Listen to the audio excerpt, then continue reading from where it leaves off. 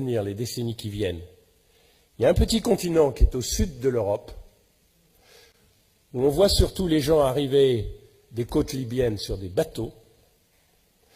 Et il faut faire un petit effort pour se rappeler que c'est le seul continent sur lequel la France a un excédent commercial, ça s'appelle l'Afrique. Et l'Europe, la France, ils ont un atout assez important pour l'Afrique, grâce à l'Afrique. C'est que l'Afrique parle en français ou en anglais, un peu en portugais, un peu en espagnol. L'Afrique pense en français et en anglais. L'Afrique achète des marques françaises, des marques européennes, parce que c'est complètement naturel. Mais il y a quelque chose de beaucoup, beaucoup plus important, c'est que l'Afrique, elle appartient à l'Europe. Alors, Monsieur le Premier ministre, souvent vous dites, attention, la Chine est en train d'acheter l'Afrique. Tout est en train de.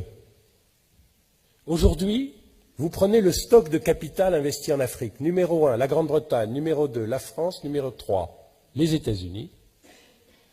Numéro 4, l'Espagne. Numéro 5, le Portugal. Numéro 6, la Grèce, puisque dans la représentation diabolique de la Grèce, on a perdu en tête que la Grèce est très importante en Afrique du Sud, très importante en Afrique de l'Est, très importante en Australie, les premiers armateurs du monde, etc. Et ensuite vient la Chine, en stock de capital. C'est-à-dire qui possède les mines, qui possède le pétrole, qui possède les produits agricoles, qui possède l'immobilier, l'Europe. La Chine en flux, c'est-à-dire qu'est-ce qui change tous les ans? Elle est première.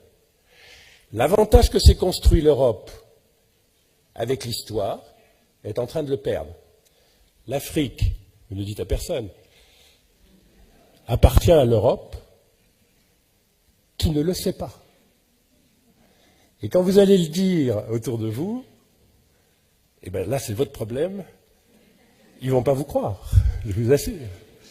Et c'est un atout énorme. Elle n'appartient pas encore à la Chine, elle n'appartient pas encore à l'Inde, elle n'appartient pas encore au Brésil, et chose un tout petit peu plus préoccupante, elle n'appartient toujours pas aux Africains. Mais les Français ont un don comme personne, et le président de la République en particulier. D'ailleurs, objectivement, tous les présidents de la République français, qui est de donner à penser aux Africains, et à mon avis, il faut continuer, que la France, quand elle ne défend pas ses intérêts de nation seulement, est toujours le porte-parole et le défenseur de l'Afrique. Et d'ailleurs, ça va se refaire au G8 dans quelques jours et au G20.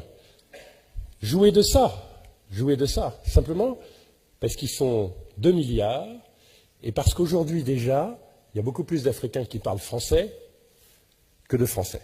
Et je fais l'hypothèse que 100% des Français parlent français.